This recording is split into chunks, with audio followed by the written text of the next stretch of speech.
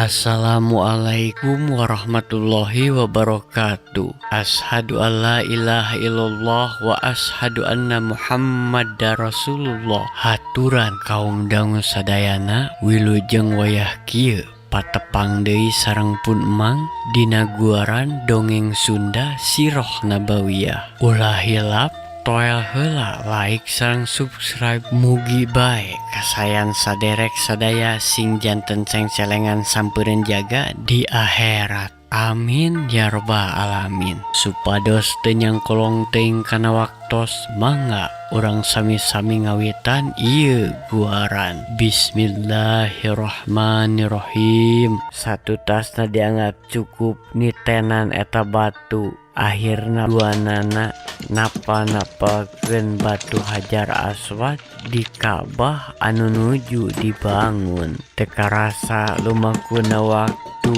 kiwari panon poe geus katinggali menggo ka beulah kulon sarta bray wae layung hibar nyaangan sakumna buana panca tengah. Nabi Ibrahim nyarios ka Ismail, maknya sok sanajan pagawean ampir beres, tapi leuwih hade urang tunda wae nepi ka poe isuk supaya hasilna leuwih hade.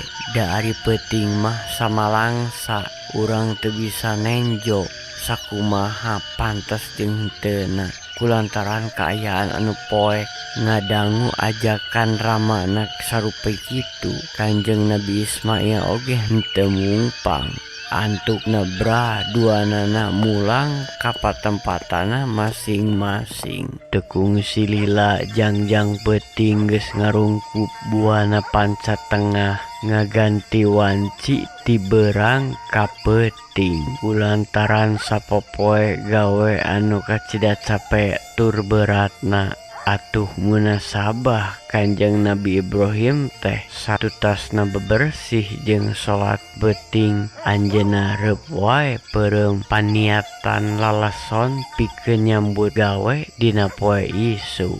Sajroning dipangkuleman Allah ngalungsurkeun deui parentah ka Nabi Ibrahim saupamina Ka'bah tos rengse. Kanjeng Nabi Ibrahim ditugaskeun pikeun ngagero sakumna umat manusia di alam dunya supaya datang ka Ka'bah pikeun ngalaksanakeun ibadah haji. Dina impian Kanjeng Nabi Ibrahim tumaros ka malaikat Jibril anu ngadugikeun wahyu, "He Jibril, kudu kumaha cara ngagerona? Da puguh sora kami mah kawatesanan." Pok malaikat Jibril ngawaler kana pertarosan Kanjeng Nabi Ibrahim.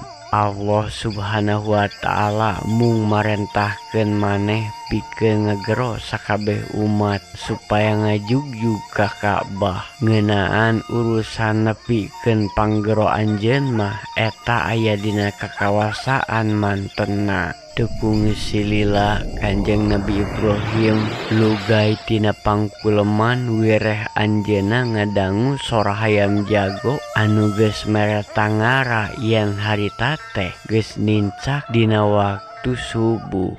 Gancangna carita Sang Giwangkara geus datang deui kalawan satia mon corong nyaangan buana panca tengah baris nyakseni kasakumna pangeusi alam dunya. Tekung silami ngantosan torojo Nabi Ismail sumping pikeun ngajak Kanjeng Nabi Ibrahim muru ka Ka'bah. Antukna bring duanana ngaleut muru ka eta patempatan.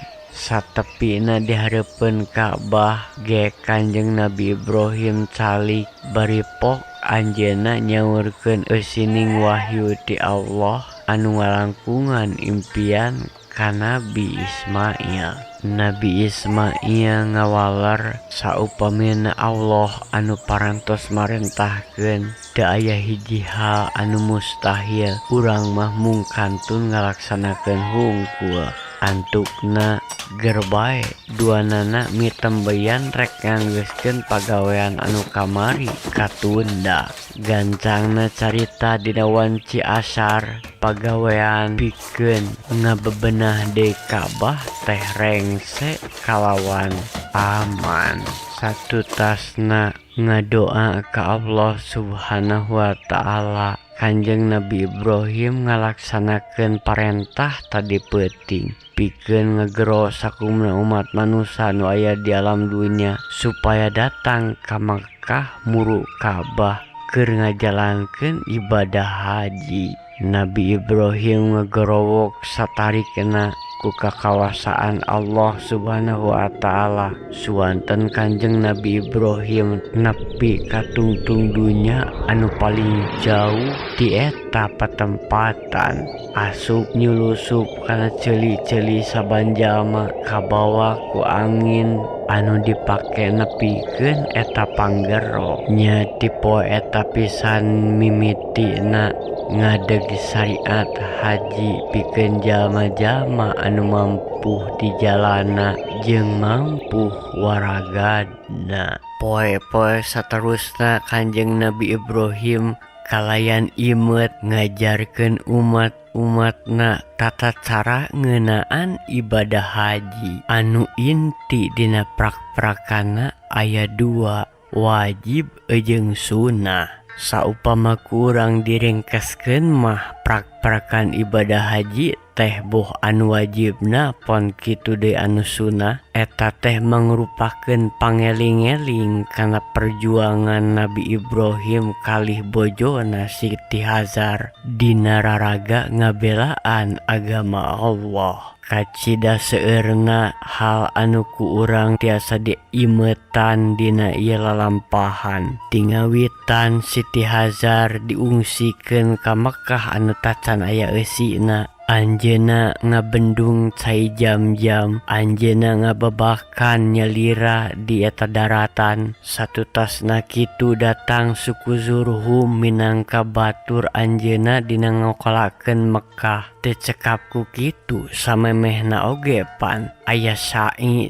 ti Safa ka Marwah, di Marwah ka Safa. Lajeng tina kataatan Nabi Ibrahim ka parentah Allah dina raraga kedah ngayakeun kurban anu parentah mimiti sumping mah kurban teh kedah ku putra anu dipicinta. Sedengkeun eta putra teh kengeng hayang ngadoa puluhan tahun lamina. Didinya Allah nembongkeun kakawasaanana Siti Hajar anu parantos yuswa sepuh masih tiasa ngandung putra tug ngalahirkeun dugi ka salametna. Cobaan teu cukup ku kitu, putra anu dipikahayang teh diparentahkeun ku Allah supaya dipencit, tapi eta mah ngan ukur ngadoja kana kaimanan Kanjeng Nabi Ibrahim. Da geuning dina emprona mah digentosan ku hewan gibas atanapi anu disebut domba anu ageng. Kanjeng Nabi Ibrahim oge anu ngawitan nyareatkeun ayana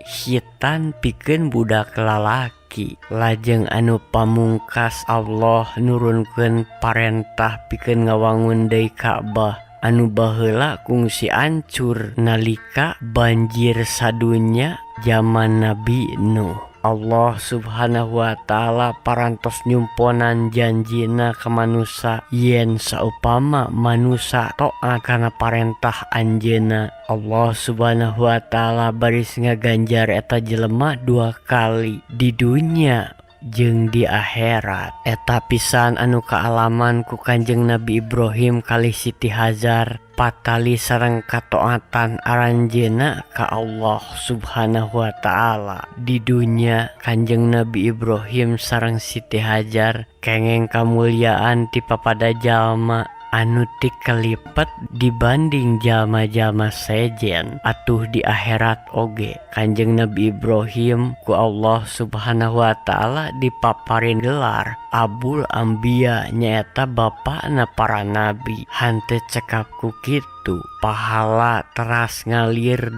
dugi ka akhir dunya satungtung umat Islam masih ngadeg di ieu dunya sarta ngajalankeun parentah-parentah Allah khususna ibadah haji. Tapi mungguhing alam dunya sadaya teu aya anu lana, aya awal aya akhir. Pon kitu deui tugas Nabi Ibrahim. Sok sanajan urang sadaya minangka umat Islam apal yen Kanjeng Nabi Ibrahim teh kakasih Allah anu utami, namung hijiha titising ti ajali anu parantos jadi pasti. Yen saban aya kahirupan pasti bakal tinemu jeung ajal. Pon kitu deui Nabi Ibrahim nitih wanci nu mustari ningang mangsa nu utama anjeunna kedah dipungkas gelarana di alam dunya ngalangkungan pati anu tos pinasti. Kacaritakeun dina hiji mangsa panto bumi Kanjeng Nabi Ibrahim aya nu ngetrok ku hiji pemuda kasep ngalempareng koneng. Henteu leleda bray Kanjeng Nabi Ibrahim mukakeun panto pikeun tatamu nu sumping. Kanjeng Nabi Ibrahim ngabagiakeun tatamu kalayan dareh deh sarta pok anjeunna tumaros ka tamu di mana sareng aya kaperyogian naon. Pok eta tatamu teh ngawakcakeun sahadirina turta pamaksudan anu dikandung. Sing horeng si mana horeng eta teh malakal maut anu diutus ke Allah Subhanahu wa Ta'ala pikeun nyabut nyawa Kanjeng Nabi Ibrahim. Sabagian riwayat netelakeun yen mangsa harita Kanjeng Nabi Ibrahim teh ngajenghok ku ngadangu eta pamaksudan tamu. Anjeunna naroskeun ka tamu, "Hei malaikat, naha anjeun teu apa yen kami teh kakasih Allah anu utama." Harita tatamu malaikat teh nembalan, "Hei Ibrahim, naha salah lamun aya hiji kakasih anu geget ka kakasihna hayang patepung padeukeut." Ngadangu jawaban kitu Kanjeng Nabi Ibrahim sadar tina kakaliruana. Sarta pok Kanjeng Nabi Ibrahim ngawaler upama segnya kitu. Kami tegang pati lali dunya jalan gede sasapuan, kami kacida ikhlas jeung ridona ninggalkeun ieu alam pawanangan pikeun pindah ka alam nirwana. Akhirna Kanjeng Nabi Ibrahim nyawa paturai jeung raga teu kabayang ku urang kumaha kasedih kaum harita saditinggalkeun ku mantenna. Numutkeun riwayat Kanjeng Nabi Ibrahim dikuburkeun di salah sahiji gunung di Palestina. Heuleum waktos na seep cagah urang tenden di haneulem hieum tunda di hanjuang siang paragi nyokot ninggalkeun. Mangsa datang samper deui teh hilap pun emang nada agung cukup lumur jembar hapunteuna boh bilih aya basa anu kirang merenah salami dipidangkeuna ieu rekaman. Pamungkas catur wabillahi taufik wal hidayah. Wassalamualaikum warahmatullahi wabarakatuh.